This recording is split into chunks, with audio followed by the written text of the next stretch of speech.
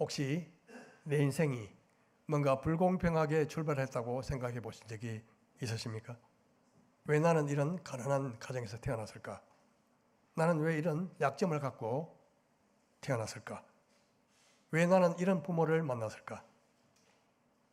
한 아이가 있습니다. 5살입니다. 아직은 엄마 품에서 뛰어놀고 또 아버지 품에서 자라나면서 세상을 배워나갈 그 나이입니다. 그런데 어느 날 아주 전쟁터에서 충격적인 소식이 전해집니다. 왕이 죽었습니다. 왕자도 죽었습니다. 그리고 하나님의 법궤 빼앗겼습니다. 바로 이 순간에 모든 것이 무너졌습니다. 이때 유모는 5살 난 아이를 안고 정신없이 도망칩니다. 그러다가 실수로 아이를 떨어뜨리고 맙니다. 이를 두고 성경은 이렇게 기록합니다. 아이가 떨어져 절개되었더라. 이 한 문장 속에 한 사람의 인생이, 그 평생이 완전하게 무너진 모습을 우리는 보게 됩니다. 그의 이름은 머비보셋입니다. 비록 왕세자의 아들로 태어났지만 그날 이후 아주 기구한 운명으로 전락하고 말았습니다. 아버지도 잃고 할아버지도 잃고 2다리까지 장애가 생기면서 미래도 잃어버렸습니다.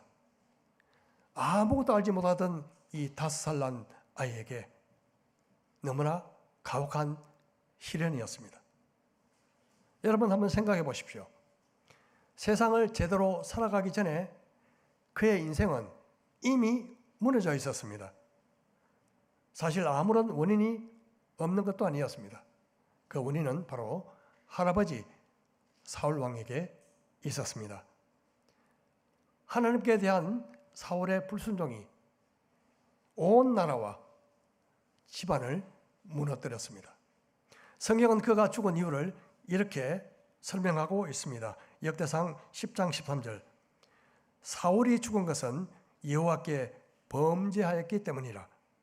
그가 여호와의 말씀을 지키지 아니하고 또 신접한 자에게 가르치기를 청하고. 사울이 죽은 것은 여호와께 범죄하였기 때문이라. 사울은 하나님의 말씀을 거역했습니다.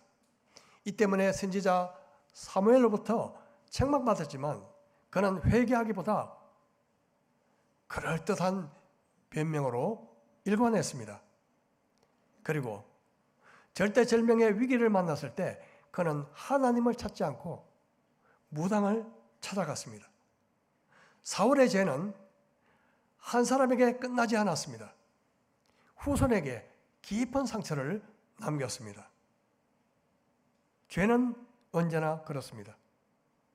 죄는 나 하나로 끝나는 법이 없습니다.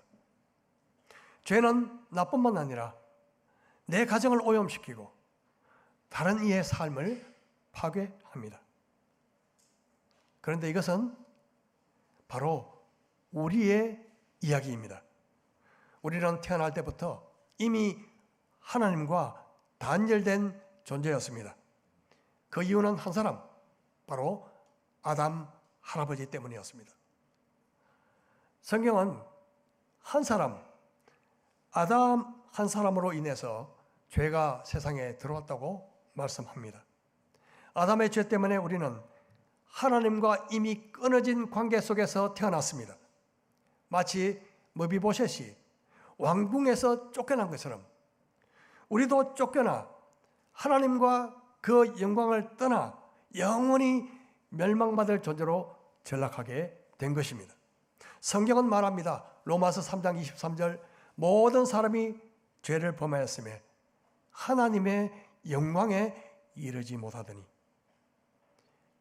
비극의 그날 바로 머비보셋을 안고 도망가던 유모가 아기를 떨어뜨리는 바람에 머비보셋은 2다리를 다쳐서 절개되었습니다. 장애인이 된 것이죠. 그런데 여러분, 신체적인 장애만 장애일까요? 사실 우리 모두에게 장애가 있습니다. 눈에는 보이지 않지만 온갖 종류의 장애가 있습니다. 사람들을 삐딱한 시선으로 바라봅니다. 사람들을 사랑할 줄 모릅니다. 용서하지 않습니다. 교만합니다. 겉은 멀쩡해 보이지만 속은 상처투성이입니다. 엉뚱한 길이 바른 줄 알고 그 길을 갑니다. 이 모든 것이 보이지 않는 장애입니다. 우리는 모두 죄 때문에 뭔가 장애가 생긴 사람들입니다. 그래서 교회는 병원입니다. 죄짓고 온갖 종류의 아픈 환자들이 찾아오는 장소가 종합병원이듯이 바로 교회가 그런 장소입니다. 어떤 사람들은 이렇게 말합니다. 이렇게 비난하죠. 아니, 교회 다니는 사람이 왜 저래? 틀린 말은 아닙니다. 하지만 병원에 아픈 사람들이 찾아오는 것처럼, 그것이 이상한 일이 아닌 것처럼 교회에 별난 사람들이 있는 것은 너무나 당연합니다. 이상하지 않습니다.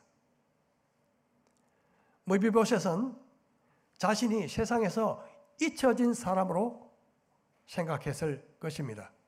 그가 살던 곳 로드발 왕궁, 예루살렘 왕궁에서 멀리 떨어진 곳, 그 로드발 이름 그 뜻이 목초지가 없는 땅이라는 뜻입니다. 희망도 없이 미래도 없이 버려진 땅을 의미합니다.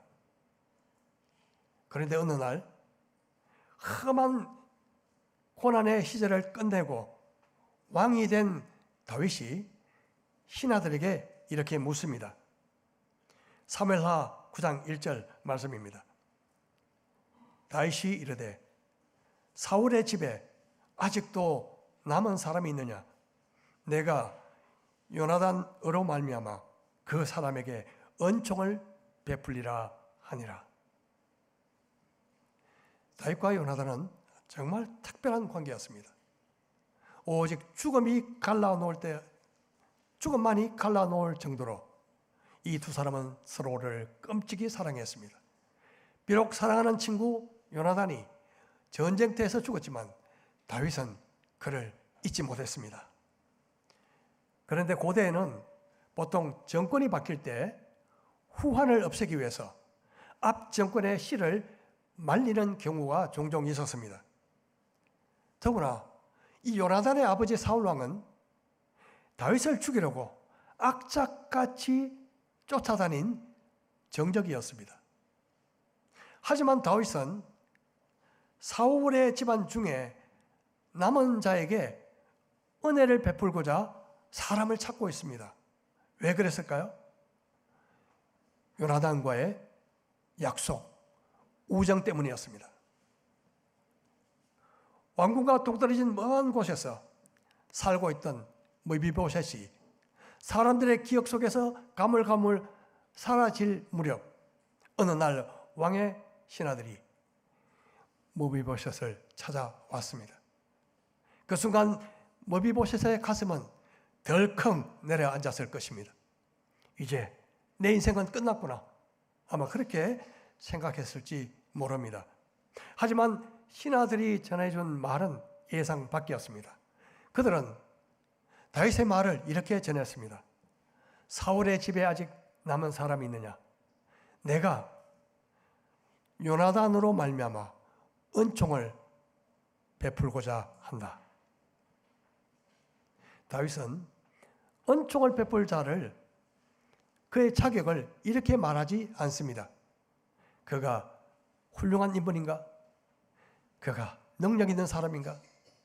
집안이 괜찮은 사람인가? 아닙니다. 이런 것이 아니라 오직 한 가지, 요나단 때문에 은총을 베풀고자 한다. 이것이 바로 복음입니다. 우리가 하나님께 사랑받는 이유, 우리에게 있지 않습니다. 우리의 실력이나 우리의 헌신이나 우리의 기도나 그리고 우리의 헌금이나 우리의 사역의 열매 때문에 은총받는 것은 아닙니다. 오직 예수 그리스도 때문입니다. 예수님 때문에 우리는 이미 은총을 받은 자들입니다. 성경은 이 은총을 헤세드라고 부릅니다. 히브리어로. 사실 이 헤세드라는 단어는 한말로 번역하기가 어렵습니다. 사랑이라고 하기도 부족하고, 자비라고 하기도 부족하고, 긍휼이라고 하기도 부족합니다. 이 모든 것을 합해서 또 합하고 또 합해도 은총이란 말을 설명하기가 어렵습니다. 머비보셋이 왕 앞에 불려 나왔을 때 그는 잔뜩 겁에 질린 채 다윗 왕 앞에 엎드렸습니다. 그러자 다윗이 이렇게 말하죠. 무수하지 말아라. 내가 내 아버지 요나단으로 말미암아 은총을 베풀겠노라. 내가 내 할아버지의 밭을 내게 다 돌려주겠다. 그리고 너는 이제부터 항상 내 식탁에서 먹도록 해라. 여러분, 왕의 식탁은 왕의 가족이 앉는 자리입니다. 다윗은 사실상 너는 이제 내 가족이야, 이렇게 말한 것입니다. 머비보셋이 왕의 식탁에 앉는 순간 그의 모든 결점은 이제 아무런 문제가 되지 않았습니다. 하나님의 은혜는 우리의 모든 결점을 없는 것으로 만들지 않지만 그것을 덮고도 남는 넉넉한 사랑입니다. 우리는 여전히 연약합니다. 죄를 짓고 또 실수합니다. 넘어집니다. 하지만 하나님은 우리에게 말씀하십니다. 괜찮다. 내 식탁으로 오너라. 넌 이제 내 가족이야. 앞으로 너는 나로 더불어 먹고 나는 너와 더불어 먹을 것이다. 머비보셋은 떨리는 소리로 이렇게 말합니다. 죽은 개 같은 저를 왜 돌아보십니까? 얼마나 하찮게 자신을 여겼으면 죽은 개라고 표현했을까요? 여러분, 개는 그 당시 애완동물이 아닙니다. 부정한 동물이죠. 거기다가 죽은이란 말을 붙였습니다. 자신을 죽은 개라고 표현한 것은 아마 이런 뜻일 것입니다. 저는 아무 가치가 없는 존재입니다. 저는 버려진 사람입니다. 저는 추워도 은혜 받을 사람, 은혜 받을 존재가 아닙니다. 여러분, 혹시 우리도 그런 생각을 할 때가 있지 않습니까? 나는 사랑받을 만한 존재가 아니야. 나는 자격이 없어. 나는 아무짝에도 쓸모없는 존재야. 맞습니다. 틀린 말이 아닙니다. 우리는 사랑받을 만한 존재가 아니고 자격이 있는 존재도 아니고 쓸모 있는 존재도 아닙니다. 그러나 은총은 그런 사람들에게 베푸는 것입니다. 자격이 없음에도 예수님 때문에 받는 것입니다. 머비보셋이 고백했듯이 우리는 사실 마치 죽은 개와 같은 존재들입니다. 이사야 선지자는 이렇게 말합니다. 우리가 자랑하고 싶은 의조차 하나님 보시기에 다 더러운 옷과 같다. 하지만 다윗이 머비보셋을 보면서 요나단을 떠올렸던 것처럼 하나님은 우리를 보실 때 예수님을 떠올리십니다. 그래서 우리는 예수님의 이름으로 담대히 하나님께 나아갈 수가 있습니다. 내가 잘해서가 아닙니다. 내가 잘해서가 아닙니다. 모두가 예수님 때문입니다. 이것이 은총입니다. 이것이 은총입니다. 또 하나 은총에 대한 이야기가 남아 있습니다. 다윗이 왕이 된 지 오랜 시간이 흘렀습니다. 그런데 나라에 이상한 일이 생겼습니다. 1년도 아니고 2년도 아니고 3년 동안 비가 오지 않았어. 가뭄이 지속되면서 땅이 쩍쩍 갈라지고 백성들은 굶주림의 고통 속에 사로잡혔습니다.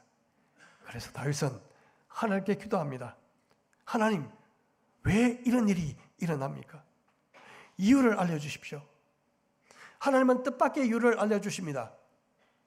사울이 흘린 피 때문이다. 이 이야기는 수백 년 전으로 거슬러 올라갑니다. 이스라엘 백성들이 이집트에서 나와 가나안 땅에 들어가 정복 전쟁을 할 때 그 안에 기브온이란 이방 족속이 살고 있었습니다. 그들은 살아남기 위해 아주 기가 막힌 꾀를 냅니다.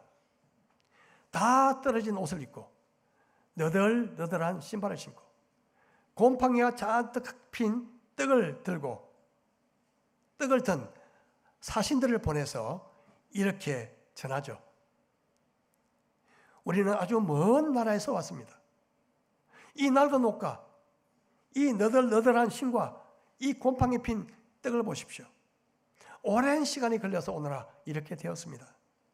우리가 온 것은 당신들과 평화 조약을 맺기 위해서입니다. 이스라엘은 완전히 속았습니다. 깜빡 속아버렸습니다. 그래서 당신들을 살려주겠노라고 하나님 앞에서 성급하게 맹세했습니다. 나중에 속은 것을 알았지만 그리고 후회했지만 그 약속을 깰 수가 없었습니다. 하나님 앞에서 한 약속이었기 때문입니다.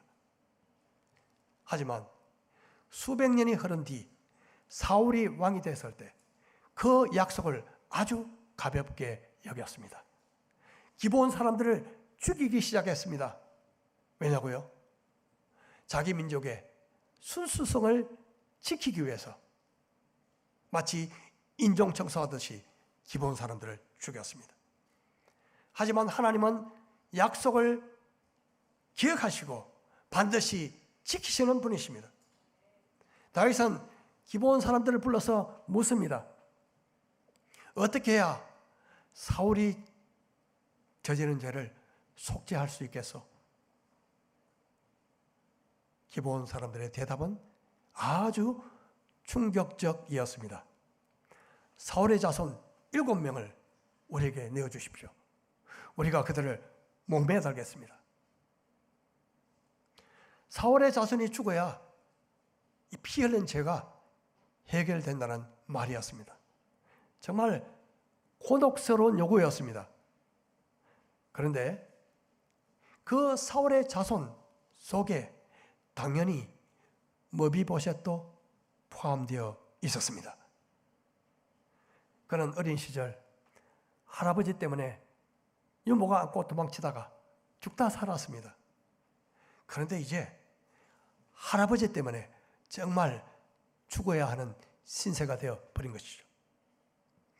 그런데 성경은 한 줄로 이 모든 것을 뒤집어 놓아 버립니다. 사무엘하 21장 7절 말씀입니다. 우리가 같이 한번 읽어볼까요? 시작.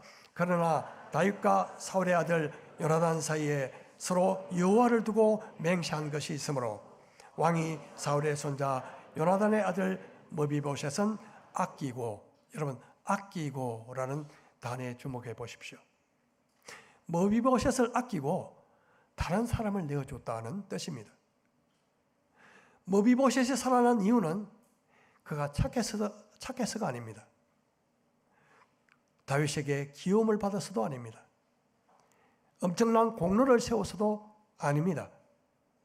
오직 서로를 지켜주겠다는 다윗과 요나단 사이에 맺은 언약 때문입니다.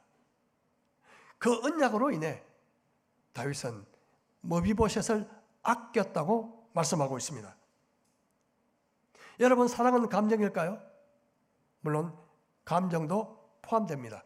그러나 성경이 말하는 사랑은 감정보다 훨씬 깊습니다. 사랑은 언약에 근거한 의지적인 행동입니다. 언약 때문에 깊이 사랑하는 것입니다. 결혼식 때 우리는 기분 좋을 때만 사랑하겠습니다. 그렇게 말하지 않습니다. 건강할 때나 병들 때나 기쁠 때나 슬플 때나 죽음이 우리를 갈라놓을 때까지 사랑하겠습니다. 이렇게 서약합니다. 왜 그렇습니까? 부부의 사랑은 감정보다 언약에서 나오는 것이기 때문입니다. 그래서 저는 종종 이런 식으로 이야기합니다. 저희는 사랑해서 결혼했다기보다도 결혼했기 때문에 사랑하며 지금까지 살아왔습니다. 여러분 아멘이 되십니까? 예, 아멘이 되신 분은 지금도 그렇게 살아가는 분들입니다. 이 사람들은 이 말을 들으면요 웃기도 하고 또 궁금해하기도 합니다. 뜨거운 사랑은 시간이 지나면 식게 되어 있습니다. 감정적인 사랑은요. 하지만 언약을 지키는 사랑은 시간이 갈수록 깊어집니다. 묵은 포도주처럼 향기가 납니다. 감정은 변해도 언약은 끊을 수가 없습니다. 언약을 지키는 사랑은 상대방을 아낄 줄 압니다. 상대방을 아낄 줄 모르는 사랑은 사랑이 아닙니다. 나이가 들수록 배우자를 아끼기보다 무시하거나 아니면 무관심해질 경우가 종종 있습니다. 그 이유는 언약을 쉽게 잊어버리기 때문입니다. 하지만 하나님의 사랑은 언약의 사랑이며 우리를 지독히 아끼시는 사랑입니다.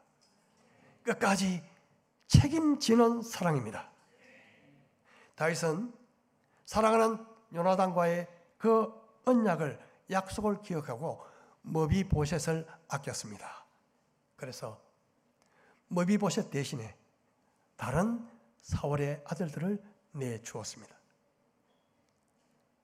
여러분 상식적으로 생각해 보면요, 가장 소중한 것을 간직하기 위해서는 덜 소중한 것을 아낌없이 버리는 법입니다. 그렇지 않습니까? 그런데 놀랍게도 하나님의 사랑은 정반대입니다. 별로 소중해 보이지 않는 우리를 위해서 가장 소중한 독생자 예수 그리스도를 아끼지 않고 우리에게 내어주셨습니다. 이것은 바로 하나님의 사랑의 역설입니다. 이 하나님의 사랑을 어떻게 말로 표현할 수 있겠습니까? 이해할 수도 없고 계산으로도 풀리지 않는 사랑입니다. 그래서 이것을 은혜라고 부릅니다. 그런데 이 은혜는 내 인생에서 끝나지 않습니다. 은혜는 우리의 미래를 바꾸고 다음 세대까지 영향을 미칩니다. 성경은 이렇게 기록합니다. 역대상 8장 34절. 요나단의 아들은 머릿바알이라. 머릿바알은 미가를 낳았고 미가의 아들들은 비돔과 멜렉과 다레아와 아하스이며 머릿바알은 미가를 낳았고, 여기서 머릿바알은 머비보셋의 다른 이름입니다. 같은 사람입니다. 머비보셋은 미가라는 아들이 있었습니다. 성경은 이어서 미가의 아들들과 그 자손들을 계속 소개하고 있습니다. 처음 읽으면 평범한 족보처럼 보입니다. 그런데 왜 이런 이름을 기록하였을까요? 세상 사람들은 말했을 것입니다. 이제 저 집안 끝났어. 사울의 집은 이제 역사 속으로 완전히 사라질 것이야. 하지만 사울의 아들 요나단, 요나단의 아들 머비보셋, 머비보셋의 아들 미가, 그 미가에서 자녀들이 태어났습니다. 그 자녀들을 통해서 또 다른 자녀들이 태어났습니다. 마침내 나중에 울람이란 아들이 태어납니다. 그 후손들은 강성해졌고 그리고 점점 번성해졌습니다. 성경은 이렇게 말합니다. 40절. 울람의 아들은 다 용감한 장사요, 활을 잘 쏘는 자라. 아들과 손자가 많아 모두 150명이었더라. 베냐민의 자손들은 이러하였더라. 머비보셋의 후손들입니다. 여러분, 얼마나 놀라운 반전입니까? 죄는 가정과 자신과 때로는 국가를 망가뜨리지만 은총은 망가진 인생을 다시 살리고 회복시키고 번성하게 만듭니다. 한때 끊어질 줄 알았던 집안이 하나님의 은혜로 다시 일어섰습니다. 강성해졌습니다. 하나님의 은혜는 대를 이어서 계속 흐릅니다. 이것이 바로 은혜 위에 은혜인 것입니다. 그런데 사랑하는 성도 여러분, 은혜를 받은 사람들은 언제나 형통하고 그 길이 평탄할까요? 그렇지 않은 것을 여러분 아마 경험하셨을 것입니다. 은혜를 받은 사람들에게도 예상치 못한 어려움이 찾아옵니다. 머비보셋도 그랬습니다. 그는 왕의 부르심을 받아 왕의 식탁 앞에 앉게 되었습니다. 잃어버렸던 땅도 돌려받았습니다. 이제 영원히 행복할 것 같았습니다. 그런데 어느 날 그의 인생이 송두리째 흔들리는 그런 위기의 사건이 발생합니다. 다윗의 아들 압살롬이 반란을 일으킨 것입니다. 이 아들이 아버지를 죽이려고 했으니 얼마나 큰 비극입니까? 다윗은 왕궁을 떠나서 맨발로 울면서 감람산을 올라갑니다. 왕이 졸지에 피난민이 되어버린 것입니다. 그런데 이때 한 사람이 다윗을 찾아옵니다. 바로 머비보셋의 종이었던 시바였습니다. 시바는 구호품을 나귀에 잔뜩 실어가지고 다윗을 찾아옵니다. 그를 본 다윗은 첫마디에 이렇게 묻습니다. 내 주인 머비보셋은 어디 있느냐? 그러자 시바가 이렇게 대답합니다. 주인 머비보셋은 예루살렘에 남아 있습니다. 이제 왕국이 자기에게로 돌아올 것이라고 좋아하고 있습니다. 새빨간 거짓말이었습니다. 하지만 정신없이 피난하던 다윗은 그 말을 선뜻 믿어버리고 맙니다. 그리고 화가 난 듯이 이렇게 말하죠. 머비보셋의 모든 재산을 내가 가져라. 여러분 생각해 보십시오. 머비보셋은 아무런 잘못이 없었습니다. 그런데 하루아침에 배신자로 낙인찍혀버리고 말았습니다. 여러분 혹시 억울한 일을 당해본 적이 있으시죠? 살다 보면 그런 일이 흔하게 있습니다. 내가 하지 않은 말을 했다고 합니다. 한 말을 하지 않았다고 합니다. 진심으로 도왔는데 오해를 받습니다. 최선을 다해서 도왔는데 돌아오는 것은 비난뿐입니다. 그때 우리가 제일 먼저 하고 싶은 일이 무엇입니까? 억울함을 풀고 싶습니다. 명예를 회복하고 싶습니다. 모든 방법을 동원해서 내가 옳았다는 것을 증명하고 싶습니다. 압살롬의 반란은 진압이 되었고 쿠데타는 실패로 끝났습니다. 이제 다윗은 다시 예루살렘으로 돌아오게 되는데 돌아오는 길에 저 멀리서 한 사람이 다리를 쩔룩쩔룩하면서 걸어옵니다. 바로 머비보셋이었습니다. 그런데 그의 모습이 이상했습니다. 성경은 이렇게 기록하고 있습니다. 사무엘하 19장 24절 사울의 손자 머비보셋이 내려와 왕을 맞으니 그는 왕이 떠난 날부터 평안히 돌아오는 날까지 그의 발을 맵시 내지 아니하며 그의 수염을 깎지 아니하며 옷을 빨지 아니하였더라. 이것은 슬픔의 표시였습니다. 지극한 슬픔의 표시. 그는 다윗 왕이 도망갔다고 좋아하면서 축제를 벌인 사람이 아니었습니다. 왕을 애타게 기다렸던 사람입니다. 왕의 피난길을 애통하며 정말 자기 몸을 관리하지 않았던 사람이었습니다. 다윗 왕을 만난 그는 오해를 풀기 위해서 이렇게 말하죠. 왕이시여, 제가 절뚝거렸기 때문에 다리가 불편하기 때문에 나귀를 준비하라고 종에게 시켰더니 제 종이 저를 속이고 혼자 갔습니다. 그리고 저를 모함했습니다. 제 아버지의 집은 원래 다 죽을 사람들이었습니다. 그런데 왕께서 저를 왕의 식탁에 앉게 하셨습니다. 제가 무슨 자격이 있길래 더 요구할 수 있겠습니까? 무비보셋은 정말 은혜를 아는 사람이었습니다. 은혜를 아는 사람은 겸손합니다. 자기가 잘나서 은혜 받은 것이 아니라는 사실을 압니다. 받은 은혜로 만족할 줄 알고 감사할 줄 압니다. 은혜를 잊으면 감사를 잊게 되고 불평하게 됩니다. 자, 그런데요, 여기서 아주 이해하기 힘든 일이 일어납니다. 다윗이요, 이렇게 말한 것입니다. 너희 자손을 시바와 반바씩 나누라. 우리는 이렇게 말한 다윗의 말을 쉽게 이해할 수 없습니다.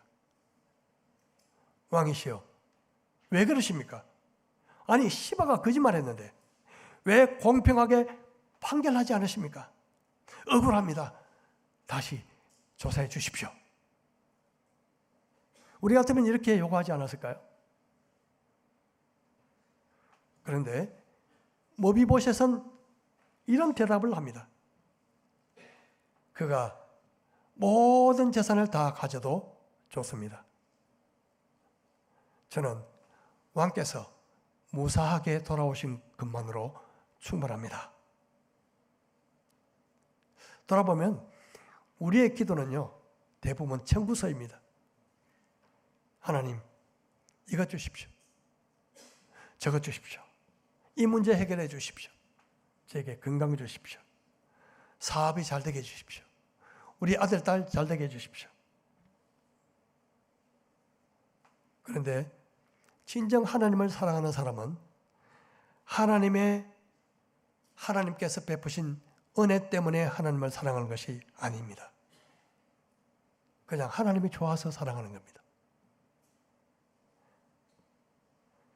푸른 풀밭뿐만 아니라 사망의 엄침한 골짜기에서도 하나님과 함께 있는 것만으로 행복해야 하고 하나님과 함께 있는 것만으로 충만합니다. 그래서 다윗은 이렇게 고백하죠. 여호와는 나의 목자시니 내게 부족함이 없으리로다. 진짜 복은 돈도 아니고 건강도 아니고 모든 문제가 하나도 없는 것이 복이 아닌 것입니다. 가장 큰 복은 내가 어떤 상황 속에 있든지 하나님과 가장 가까이 있는 것입니다. 이것이 진정한 복입니다. 하나님이 가까이 계시지 않는다면 아무리 화려해도 천국이 아닙니다. 반대로 하나님께서 함께 하시면 광야도 천국이 됩니다. 병실도 천국이 됩니다. 눈물 골짜기도 천국이 됩니다. 무비보셋은 그것을 알았습니다. 그래서 가진 자산을 모두 잃어도 그에게 아무 문제가 되지 않았습니다. 왕의 얼굴을 보는 것만으로 만족했기 때문입니다. 무비보셋은 왕이 부르기 전까지 스스로 왕 앞에 설 수 없던 존재였습니다. 그리고 장애를 가지고 세상에서 마치 죽은 것처럼 살아야 했던 존재입니다. 여러분, 저와 여러분은 모두 한때 무비보셋 같은 삶을 살았습니다. 우리의 죄 때문에 스스로 하나님께 나아갈 수 없는, 하나님이 부르시기 전까지 결코 나아갈 수 없는 찌그러지고 망가진 인생들이었습니다. 그렇지만 하나님께서 먼저 우리를 찾아오셔서 우리를 부르셨습니다. 우리의 허물을 보지 않고 내 상에서 같이 먹자, 같이 더불어 먹자, 왕의 식탁 앞에 우리를 초대하셨습니다. 이것이 은총입니다. 이것이 은총입니다. 머비보셋이 아버지 요나단 때문에 다윗의 은총을 받은 것처럼 우리도 예수 그리스도로 말미암아 하나님의 은총을 받은 사람들입니다. 예수님으로 말미암아 영원토록 변치 않는 사랑의 언약을 받은 자들입니다. 그러므로 하나님은 우리를 보배롭고 존귀하게 여기시며 끝까지 우리를 아끼시고 우리를 사랑하십니다. 이 사랑을 깰 수 있는 것은 이 세상에서 아무것도 없습니다. 아무것도 없습니다. 이 모두 예수님 때문입니다. 예수님 때문에 이 놀라운 은총을 받은 우리들, 이제 이런 고백이 우리의 평생의 고백과 소망과 기도가 되기를 바랍니다. 하나님을 더 알기 원합니다. 그 무엇보다 하나님을 더욱 사랑하기 원합니다. 하나님만으로 충분합니다. 하나님이 옆에 계시는 것만으로 저는 행복합니다. 하나님을 가까이 함이 저에게 가장 큰 복입니다. 사랑하는 여러분, 이 고백이 바로 은총 입은 자의 소망이 담긴 고백이 될 줄 믿습니다. 우리 날마다 이런 고백으로 주님 만날 바로 그날까지 날마다 하나님을 가까이 하고 날마다 하나님을 사랑하고 날마다 하나님과 동행하는 저와 여러분 되시기를 주님의 이름으로 축복합니다. 이 시간 우리가 들은 말씀을 가지고 주님께서 마음에 얹혀 주신 내용으로 각자 잠시 기도하는 시간을 갖도록 하겠습니다.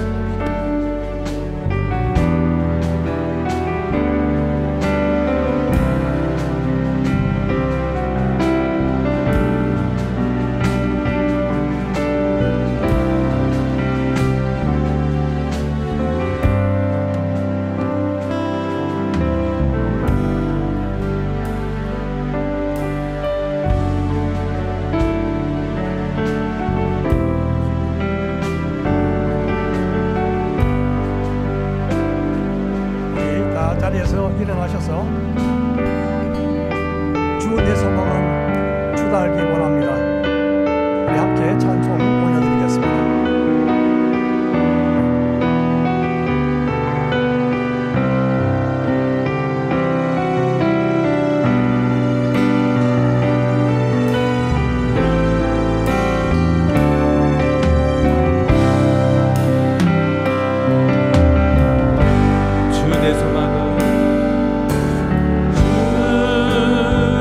소망은 주도 할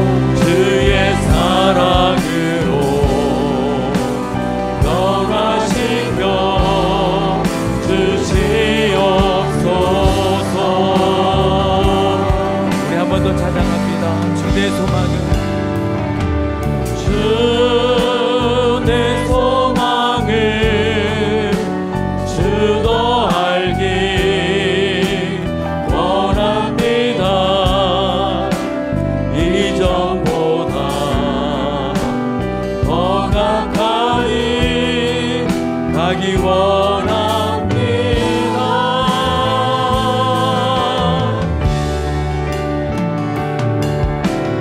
오 주의 품에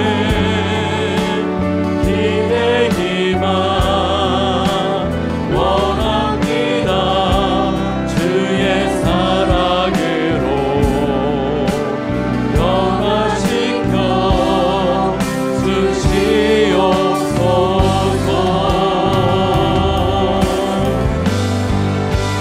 주 사랑으로 나 깨치며 오르게 하소서. 은밀한 곳에 영원히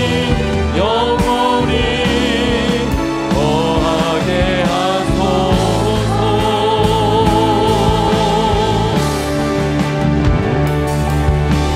오 주의 사랑 부끄러워 않겠어요. 주의 사랑으로 변화시켜 주시옵소서.